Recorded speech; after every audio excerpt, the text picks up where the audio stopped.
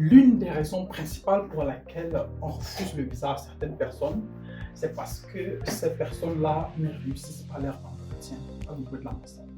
Que ce soit pour un visa étudiant, un visa au pair, un visa formation professionnelle, un visa travail, un visa regroupement familial, le jour que vous déposez votre dossier à l'ambassade, vous êtes soumis à un certain nombre de questions et vous devez répondre à ces questions-là. Vous devez apporter un certain nombre d'éléments de réponse qui puissent plus ou moins convaincre la personne qui vous reçoit pour que cette personne-là décide d'émettre un avis favorable sur votre dossier afin que vous puissiez avoir un visa. Le visa pour lequel vous avez demandé vous avez monté votre dossier.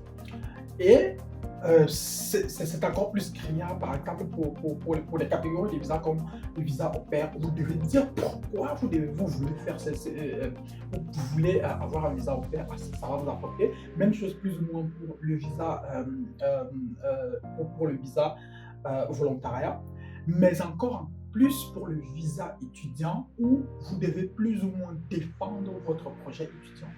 Et afin que la personne qui vous reçoit puisse plus ou moins voir que, telle ou telle personne est plus ou moins sérieuse et si je lui donne un visa, la personne en arrivant en Belgique, en Allemagne, au Canada, en France ou je ne sais où, va véritablement aller à l'école et tout va bien se passer, entre parenthèses. Donc, en gros, le but de cette vidéo est de te donner 6 conseils. Et te donner 6 conseils, 6 ou 5, je ne sais pas trop, bref, et te donner des conseils afin que tu puisses réussir ton entretien visa en 2022. Donc, dans cette vidéo, je vais te dire tout ce que tu dois savoir. Reste dans la vidéo, regarde la vidéo jusqu'à la fin. Peut-être le dernier conseil est celui-là dont tu as besoin et c'est celui-là qui va justement t'aider à faire la différence le jour de ton entretien. Si tu me découvres pour la première fois, moi c'est Landry, je suis étudiant camerounais, je vis à Cologne et j'accompagne les gens qui veulent voyager. Ici sur la chaîne Parlons Voyage, on parle de voyage, des migrations, de visas, de séjours à l'étranger et de tout ce qui tourne autour des personnes qui veulent bouger, qui veulent sortir du pays, qui veulent sortir du bled et qui veulent aller à l'étranger, qui veulent devenir payés.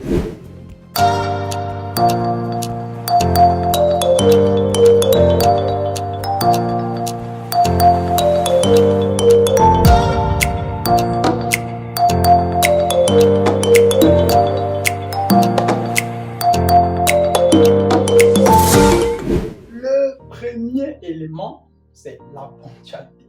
La ponctualité. Si ton entretien visa a lieu à 11h du matin, tu dois être à l'ambassade à 11h50. Tu dois être à l'ambassade à 10h50. Dans le pire des cas. Dans le meilleur des cas, tu peux être là à 10h. Tu t'assois et tu attends 11h sur place.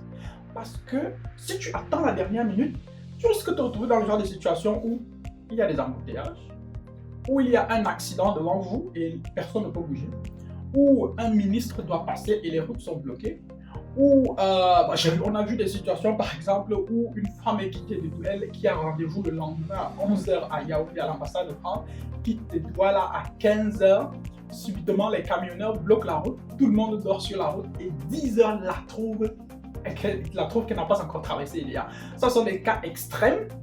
On espère que ça ne va pas se passer, mais la ponctualité est plus ou moins l'un des éléments clés si tu veux avoir un rendez-vous, si tu veux avoir un visa. Parce qu'il est inadmissible, voire inconcevable et impensable que le jour de ton entretien, que tu arrives à l'ambassade avec du retard. Ça ne se comprend pas, ça ne s'admet pas et ce sont des erreurs à ne pas pardonner. Donc du coup, le jour de ton entretien, si ton entretien a lieu à 9h, sois à l'ambassade à 8h. Soit à l'ambassade à 8h, soit sur place, avec tous tes dossiers, avec tous tes documents, soit sur place et attends. Parce que psychologiquement aussi, ça va te donner le temps de te préparer mentalement, de ne pas être sous pression, de ne pas être stressé et voilà, de calmer la pression et tout ça justement te permettra, lorsqu'on va te poser les questions quelques minutes plus tard ou bien par la suite, de pouvoir apporter de meilleurs éléments de réponse pour que tu puisses plus ou moins mieux te défendre et mieux répondre aux questions qu'on va te poser. Le deuxième élément, comme je le disais déjà tout à l'heure, c'est que tu dois avoir tous tes documents. Ton dossier doit être complet. Dans le meilleur des cas, ton dossier doit être complet. C'est vrai qu'il y a des personnes qui arrivent aussi à l'ambassade avec des dossiers incomplets, mais bon, ça c'est vraiment dans les cas extrêmes où on peut plus ou moins l'admettre, mais en arrivant à l'ambassade, pour augmenter encore plus de chances d'obtenir un visa, ton dossier doit être complet. Ton dossier doit être complet, c'est-à-dire que tu dois avoir tous les éléments.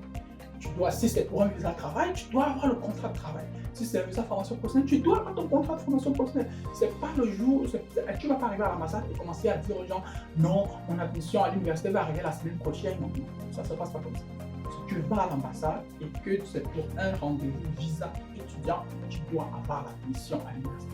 Tu dois avoir le logement, tu dois avoir la preuve de financement de tes études, tu dois avoir tout. Tu dois avoir rempli les formulaires, tu dois avoir l'acte de naissance, le passeport et tout ce qui va avec. Tu dois avoir tous tes éléments. S'il manque un élément, bah, ça peut être,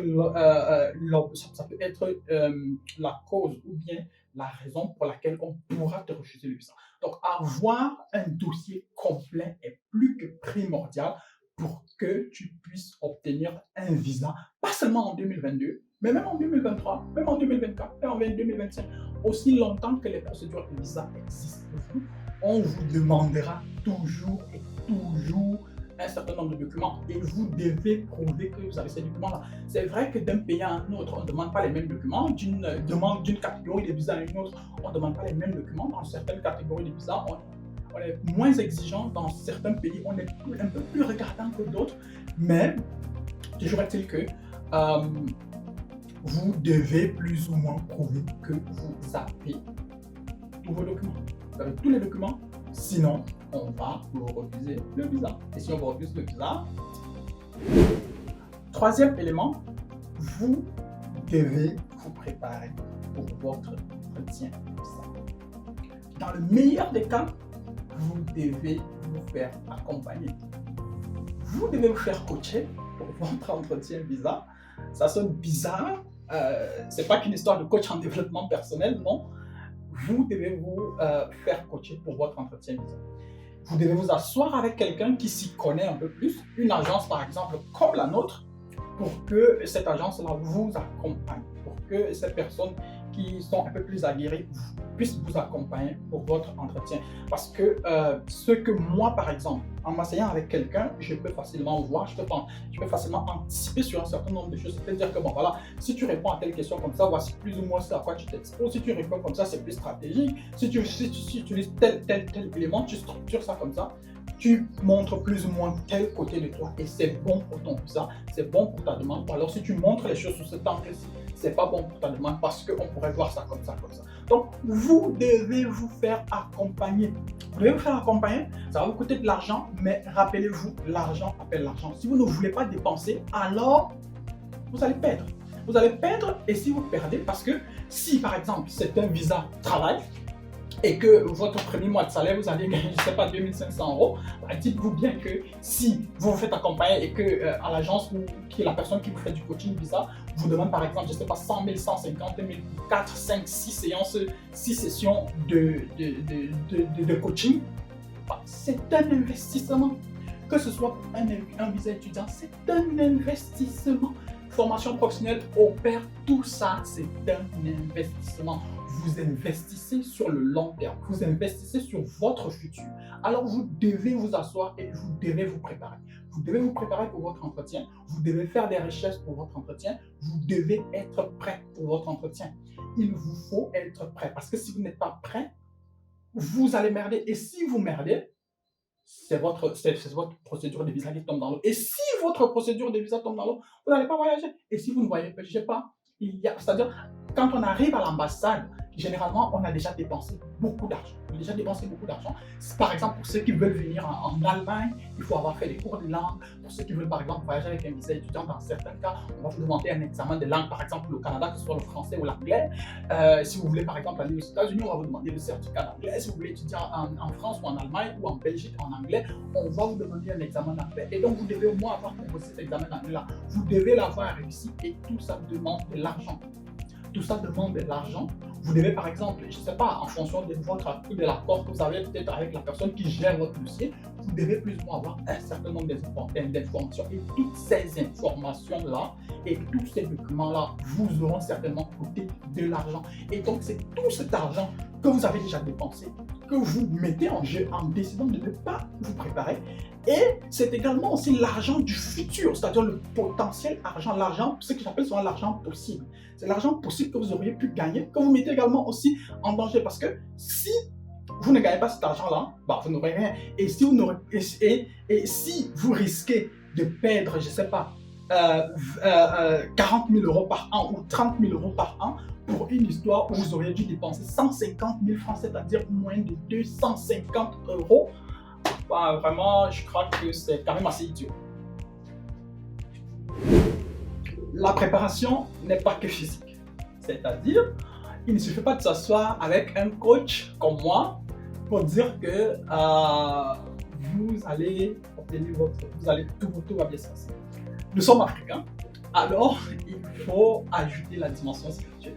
Je dis toujours que vous croyez en Dieu ou pas, que vous soyez chrétien ou pas, que vous soyez musulman ou pas, que vous croyez aux ancêtres ou pas, peu importe ce à quoi vous croyez, c'est important pour le moral. C'est important pour votre équilibre psychologique de se dire que vous avez fait tout ce qui est à votre niveau. Vous avez fait tout ce que vous auriez dû faire pour que votre procédure de visa marche, mais également il y a une dimension que vous ne contrôlez pas. Il y a une dimension spirituelle que vous ne contrôlez pas. Et c'est important. Si vous êtes chrétien, si vous êtes catholique, je sais pas, de décider de faire une veine, 9 jours où peut-être vous priez tous les jours, vous donnez vous-même un certain nombre de restrictions, genre pas de sexe par exemple, vous ne buvez pas, peut-être pas d'alcool, vous ne sortez pas. En fait, vous vous mettez vraiment dans un régime, dans un truc, dans une bulle qui va faire en sorte que spirituellement et physiquement et psychologiquement, vous serez plus ou moins stable. Maintenant, nous sommes africains, vous pouvez aussi aller au village, je ne sais pas trop où, allez voir votre grand-mère, allez voir votre ci ou votre ça, qui vous amène ou qu'elle vous amène quelque part, je ne sais pas, sur le crâne de tel, sur la tombe de tel, derrière telle rivière, ou je ne sais pas trop. Mais tout ça est important. Si vous êtes dans l'église de refaits, bah, voyez votre pasteur et puis vous faites des nuits de traversée. Traversez autant que vous voulez, traversez, allez, atteignez ce que vous voulez, mais le plus important est que psychologiquement vous soyez stable. Le plus important est que psychologiquement vous soyez stable. Que vous vous disiez, bah, je l'ai fait. Si vous êtes musulman, je sais pas, faites quelque chose. C'est-à-dire, je sais pas, ce sera peut-être pas la période de Ramadan, mais vous pouvez vous mettre plus ou moins dans les conditions de Ramadan. Genre, vous ne mangez peut-être pas avant 18 h. Tous les jours, juste, c'est-à-dire peut-être les 10 jours, ou les 15 ou les 20 jours avant votre entretien, avant votre passage à l'ambassade. Et tout ça va vous mettre justement, va vous permettre vous-même d'arriver à l'entretien et de vous dire, bah, j'ai fait tout ce que j'avais à faire, j'ai les certificats de langue, tout mon dossier est complet, j'ai le contrat de bail, j'ai l'admission à l'université, j'ai le contrat de formation professionnelle, j'ai le contrat au père, j'ai tout ce qu'il faut, mais également j'ai prié, mais également j'ai confié ma procédure à une instance qui va au-delà de moi. Personnellement, moi quand j'ai préparé quand j'étais en procédure d'immigration en 2018, parce que j'ai voyagé en 2018, je crois que j'avais fait une veine. J'avais fait une veine et puis j'habitais, je sais plus, j'habitais à Boya, tout ça, à l'époque. Et du coup, je me suis mis plus ou moins dans un régime pour pouvoir me préparer psychologiquement à un certain nombre de choses. C'est vrai que j'avais beaucoup de pression, mais je m'efforçais plus ou moins à respecter un certain nombre de choses. À me dire que bon, ok, j'ai fait ça, tout ne se passait pas comme je le souhaitais, mais au moins il fallait aussi que je prenne ma procédure, que je la remette entre les mains d'une instance de Dieu ou de je ne sais qui, appelez-le comme vous voulez, mais il fallait absolument que je le fasse et je l'ai fait. Et intérieurement, j'étais plus calme et je me disais que bon, si ça marche, la probabilité que ça marche est quand même assez élevée parce que j'ai tout un dossier complet, j'ai ci, j'ai ça, mon profil n'est pas quand même aussi banal que ça. Mais maintenant, si ça ne marche pas, peut-être c'est Dieu qui aura choisi, mais il ne faut pas se dire que vous allez vous asseoir et Dieu va décider. Dieu ne va pas décider pour vous. Vous devez amener Dieu à décider ce que vous voulez. c'est vous les maîtres de votre destin. Alors c'est vous d'enclencher le mouvement dans la direction que vous voulez imposer au mouvement. C'est vous qui déterminez le mouvement. Alors soyez les maîtres du mouvement. On refuse généralement le visa à beaucoup de personnes parce qu'on dit que ces personnes-là pourraient falsifier leurs documents. C'est-à-dire qu'on vous refuse le visa pour falsification de documents. Ça peut être votre acte de naissance, par exemple, qui n'a plus de souche. Ça peut être, bon, votre acte de naissance peut ne plus avoir de souche parce qu'il y avait peut-être eu l'incendie à la mairie et que toutes les souches ont été brûlées. Ça aussi, c'est possible. Donc, parfois, ça ne dépend pas toujours de vous. On peut, par exemple, se rendre compte que votre baccalauréat il est faux, votre licence, elle est fausse, elle a été falsifiée, bien elle a été fabriquée à Bounas. Pour ceux qui connaissent Yaoundé, elle a été fabriquée là-bas. Et donc, du coup, en allant à l'ambassade, si vous avez par exemple un certificat de stage, si vous avez fait votre stage par exemple dans un hôpital ou dans une clinique ou dans une entreprise, rassurez-vous au moins que, bon voilà, en allant à l'ambassade, que votre document soit plus ou moins vérifiable, c'est-à-dire qu'il doit plus ou moins avoir au moins une adresse, peut-être une adresse mail ou dans le meilleur des cas, un numéro de téléphone avec le nom de quelqu'un qu'on peut appeler et puis à qui on peut demander des informations et la personne peut confirmer.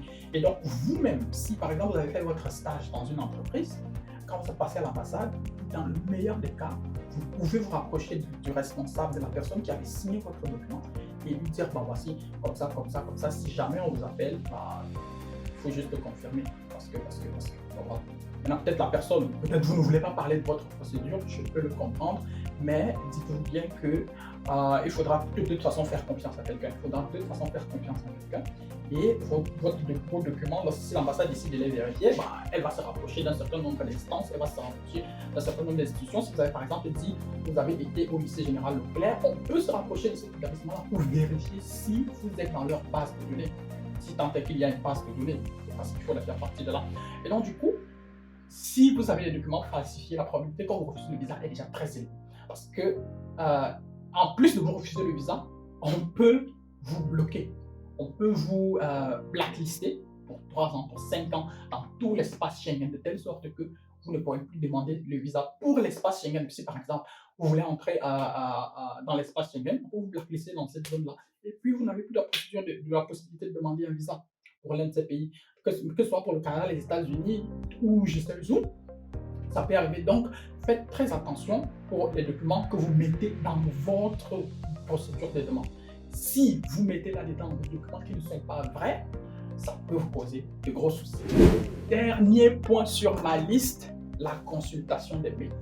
Nous venons des environnements, des écosystèmes où les gens n'ont pas trop la culture du mail. Alors que si vous êtes dans une procédure de voyage, vous devez consulter vos mails.